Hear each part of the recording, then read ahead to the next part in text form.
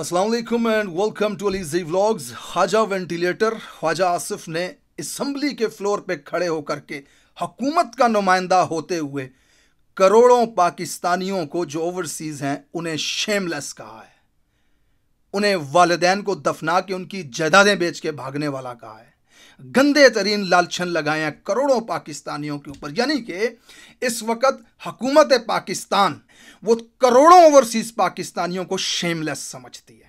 ये अहलियत है इस पीडीएम की हुकूमत की।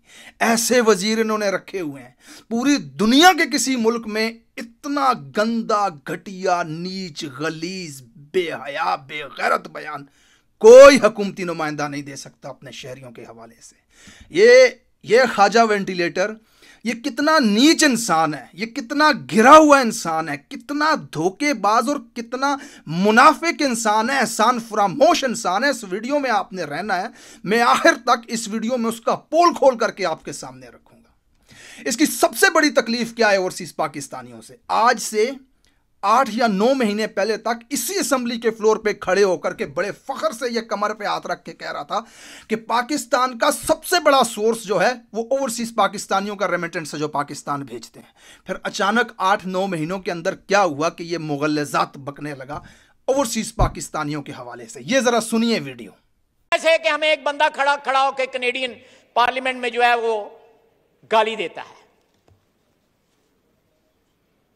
और यही हाल बरतानिया में हो रहा है, अमेरिका में भी हो रहा है। यह पहला हुक्मरान है पाकिस्तान की 75 साल तारीख में who's washing our dirty linen on the streets of New York और लंदन और मॉन्ट्रियल और ऑटवा और टोरंटो।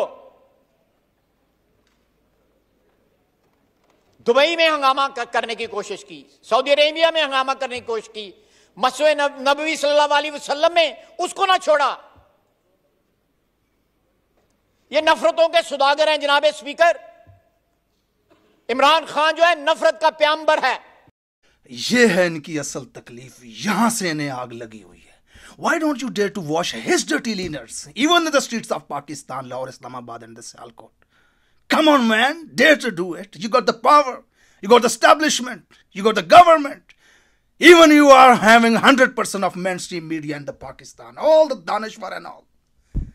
करो ना, उसके खिलाफ भी नफरत फैला के दिखाओ ना। इमरान खान नफरतों का पैगंबर है। तुमने तो आज इस मुल्क का 100% मीडिया लगा करके रखा हुआ है इमरान खान के खिलाफ नफरत फैलाने में। असम्बलियों में खड़े होकर के भौंकते हो उसके खिलाफ, लोगों के दिलों में नफरत पैदा करने के लिए। तमाम के तमाम सहाफी और दानिश्वर खरीद के रखे हुए हैं तुमने। सियासतदानों को पैसे देकर के खरीदते हो और उसके खिलाफ बयानात दिलवाते हो। तुम नफरत पैदा करके दिखाओ ना लोगों के दिलों में नफरत पैदा कर करके। तुम्हारे खिलाफ तो तुम्हारे गंदे लीडर्स तो न्यूयॉर्क और लंदन की गलियों में दुलवा रहा है इमरान खान। तुम उसके गंदे लीडर्स जाकर के दुलवा के दिखाओ ना हमें। हम अंधे नहीं हैं, नाक में नवाले नहीं डालते। तू नंगा सड़क पे दौड़ रहा और हम तुझे नंगा भी ना कहें।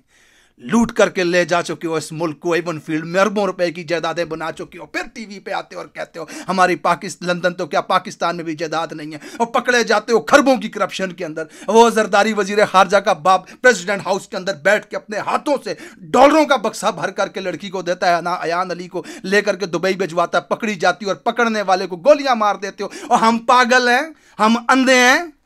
ये है इनकी असली तकलीफ। ये है, यहां से इन्हें आग लगी हुई है कि सऊदीया, दुबई और कतर के अंदर वहां बादशाही निज़ाम है, एहतजाज का हक ही नहीं है किसी को। सड़क पे निकल के कोई एहतजाज ही नहीं कर सकता। वहां के सब पाकिस्तानी जितने भी हैं, मोर देन 95% पाकिस्तानी इमरान खान के सपोर्टर हैं, लेकिन एहतजाज नहीं कर सकते। जबकि अमेरिका, यूरोप और कनाडा इन मुल्कों में लोग सड़कों पर निकलते हैं, पार्लियामेंट के सामने खड़े होकर एहतजाज करते हैं। व्हाइट हाउस के सामने खड़े होकर के मैंने खुद एहतजाज किया। CNN के हेडक्वार्टर से अटलांटा के अंदर खुद जाकर के मैंने एहतजाज किया। और फिर इसका असर क्या होता है कि मुख्तलिफ ममालिक के पार्लियामेंट्स के अंदर पार्लियामेंटेरियन खड़े होकर के नहीं कहते हैं ये चोर हैं, लुटेरे हैं, गासिब हैं, काबिज हैं। पाकिस्तान की आवाम की मर्जी के खिलाफ उन पर मुसल्लत हुए हैं। फाशिस्ट गवर्नमेंट कहते हैं इन्हें। ये इन्हें असल तकलीफ है। और इनकी दूसरी तकलीफ, मोर देन $6 बिलियन रोशन डिजिटल अकाउंट से पाकिस्तानियों ने निकाल लिया। ये इनकी दूसरी तकलीफ है। और कोई पागल है अपने पैसे पाकिस्तान में रखे जब पाकिस्तान के ऊपर कब्जा ही चोरों का है, लुटेरों का है। और तुम्हारी तारीख जानते हैं हम, हमारा दिमाग खराब है, हम अपने पैसे वहां पर रखें। तुम तो लेके निकल जाओगे हमारे पैसे। इसहाक डार का बयान ऑन द रिकॉर्ड पड़ा हुआ है कि वो नवाज शरीफ के लिए मनी लॉन्ड्रिंग करता था। ये जरदारी मनी लॉन्ड्रर, तुम तो चोर हो, तुम तो लुटेरे हो, तुम तो लोगों का पैसा लूटने वाले हो। हमारा दिमाग खराब है, हम पाकिस्तान में पैसे रखें अपने। ये गंदा, घटिया, नीच, गलीज इंसान कितना बड़ा एहसान फरामोश है। ये इलेक्शन की रात को उस्मान डार के मुकाबले में हार रहा था। हर टीवी पे पट्टी चल रही थी, उस्मान डार आगे, ख्वाजा वेंटिलेटर पीछे। खैर, ख्वाजा आसिफ साहब ने एक और अहम इंकशाफ किया है। वो कहते हैं इलेक्शन की रात आर्मी चीफ को फोन किया और मदद मांगी, फिर सुबह वो इलेक्शन जीत। हैरान कुन बात है नाज़रीन, इससे पर हमने मौक़िफ़ लिया उस्मान डार साहब का, जो जीतते जीते ख्वाजा साहब से इलेक्शन हार गए। हमने उस्मान डार से पूछा कि क्या अब आप इस पर क्या, और ये अपने मुंह से कहता है, ये अपने मुंह से कहता है कि मैंने जनरल बाजवा को फोन किया और उसने कहा बेफिक्र रहो, और अगली सुबह में इलेक्शन जीत गया। और जिस जनरल बाजवा की वजह से ये इलेक्शन जीता था, उसी जनरल बाजवा के खिलाफ ये उसकी दी हुई खैराती सीट लेकर के असम्बली जाता है और फिर असम्बली में बाजू ऊपर करके छाती तान के कहता है कि फौजी पाकिस्तानियों की हड्डियों से गोश्त नोच के ले गए। आज भी ये पूरी इंप्यूनिटी के साथ अपना सीना चौड़ा करके डिफेंस बजट को क्लेम कर रहे हैं और मांग रहे हैं कौम से। कौम की हड्डियों से गोश्त तक जो है इन्होंने निचोड़ लिया है और उतार लिया है। कौम एब्जेक्ट पॉवर्टी में रह रही है, कौम जाहिल है। जनरल अयूब से लेकर के इन तमाम जर्नलों का मैं एहतसाब करूंगा, छाती तान के कहता है। ये जनरल बाजवा की दी हुई हैराती सीट के ऊपर ये इतना एहसान फरामोश और इतना बेगैरत इंसान है, ये इतना बेहिस इंसान है, ये इसका कोई दीन ईमान नहीं है, इसके अंदर कोई गैरत, ये कमी है, कमी, बदजात है, ये बदजात। ये अपने मोहसिन के बारे में जा करके पार्लियामेंट के अंदर खड़े होकर के उसे गालियां देता है, जिसकी वजह से इसे सीट मिलती है। अपने मुंह से कहता है कि मुझे जनरल बाजवा ने जिताया, और फिर उसी जर्नल के खिलाफ जाके असेंबली में इसने क्या क्या बोला आपने सुना। वहां जाके पाकिस्तानी फौज के खिलाफ किस किस्म के गंदे और गलीज इल्जामात ये शख्स लगाता रहा, और जब अपोजिशन में था तो खड़ा होकर कमर पे हाथ रख के बड़ी अदाओं से कहता है मैं पंजाबी पठान के साथ खड़ा हूं, गोलियों का मुकाबला करूंगा, मैं पंजाबी बलोच के साथ खड़ा हूं, और इसकी बाजी जिसके कदमों और चरणों में पड़ा रहता है, जिंदगी इसने बाल सफेद करवा दिए उनके कदमों में रह रह के।